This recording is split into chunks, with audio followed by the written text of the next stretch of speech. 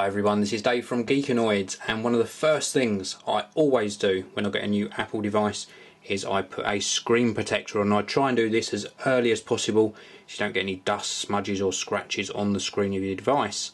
In this video I've got the Spec Products Shield View. It's the matte version, as you can see up here, for the iPad 2, the white one that I just unboxed a couple of days ago, and this is going to cost you round about the $20 mark if you're in the US, or round about £20 to £22 if you're in the UK. You get two in the pack, so it's quite expensive, about a tenner, but a lot cheaper than replacing a screen on an iPad 2. So let's take a look, see what we get inside, if I can get them out. So we should get two screen protectors in here, and they're well and truly in here. There we go. So there's nothing else inside that packaging, so let's pop that to one side. So as I mentioned, we get not one but two of these screen protectors. We're only going to need one for this installation. We get a really large microfiber cloth with the Spec logo on. My favourite colour as well is orange. And you get this screen protector. It's a two-piece screen protector, and what I mean by two-piece is that you've got one side that you remove, then you do the installation, and then you remove the second side. So let's get this installation underway. Now I've still got the iPad 2 in its original packing here, so I'm going to remove this really carefully. Try and get the minimal amount of dust on the device. Just show you very quickly, this doesn't come in the pack because it's obviously too big to fit in there. I do have a blower to hand. I also have a little applicator tool to hand, and also have some sellotape to hand as well, just in case I need to get any dust off of the device. So we're going to try and remove this, just trying to touch the screen as little as possible, and we turn this straight over.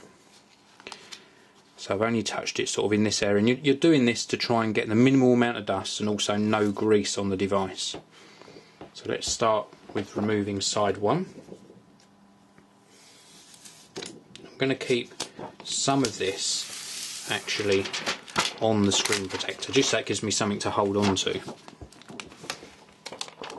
Let's grab that applicator tool, and we're just going to do a line up on the device. Try and get this in a really good straight position, lined up on that home button as well. It's quite difficult to do this on the white actually compared to the black, because you can't really see where the edges are. So there we go, we've got a rough position there, and let's go for it.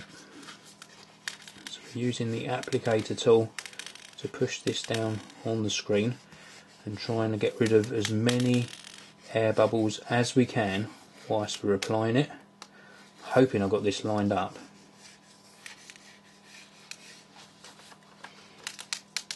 And then if we get any air bubbles, we just lift it back a little bit and just ease those bubbles out as we go. Get a bit more of this backing film off. Move round to this side, so you'll hear an audio shift there because I've moved round to the other side of the device, and I can see here it's not on straight, so that's really unfortunate. So I'm going to have to take this off again and just realign this, just pull up a little bit on that bottom edge. Actually, let's just see if we can get it aligned along this edge first.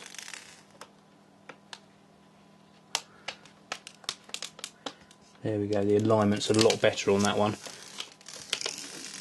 However, we need to take it all the way back off to get it lined up with the home button again.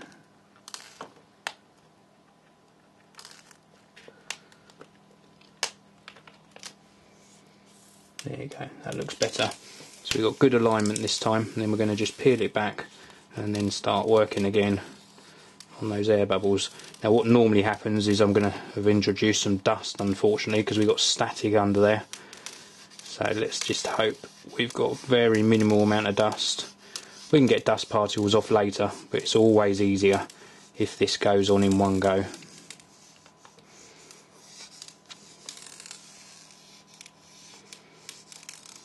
So here we go, making good progress. Let's switch to this side again. And we're right near the end.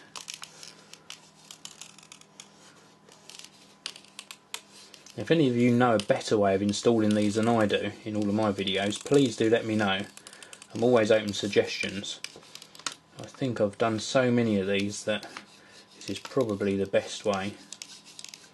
So we're almost there. Just going to ease that last little bit off. This is where we normally get dust particles or air bubbles. And there we go. That last edge into place. It looks like a good install actually that we've got there. We've got a few little air bubbles at the top. Let's just have another look around the device. Yeah, there's a few at the edges.